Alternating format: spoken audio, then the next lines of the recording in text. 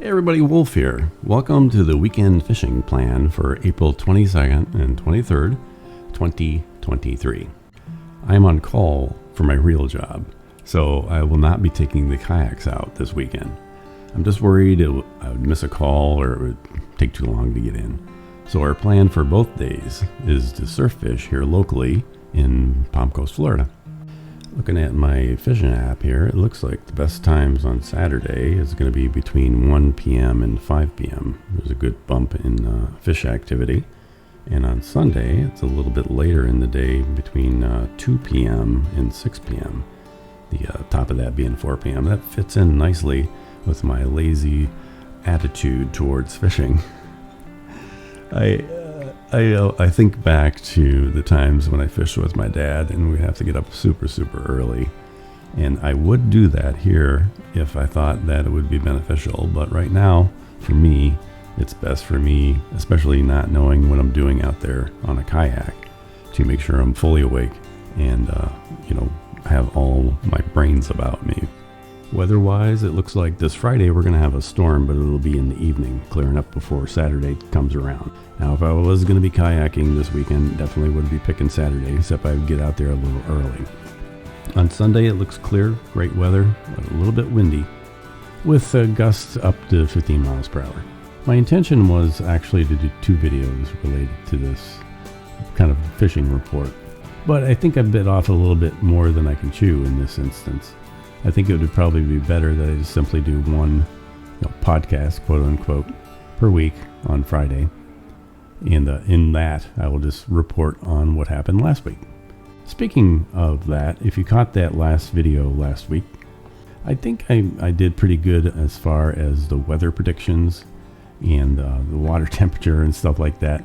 I wasn't sure that we were going to catch much kayaking, but Darla, my wife, did. She got that flounder, and I did get a couple bites. I thought for sure we were going to catch something. It was a beautiful day, and the conditions were right. I had all my ducks lined up in a row, but caught 0 fish. That's just the way it is. Sometimes you depend more on luck than skill. I'm thinking this week with that front that's coming in on Friday, and that's ending before most people get up and go fishing. I think they're going to have out inshore fishing. I think if you're going to go on the east coast of Florida, I think you're going to have a pretty good day. But I'm going to say that on Saturday, we're going to have some northerly winds, but it'll be kind of calm.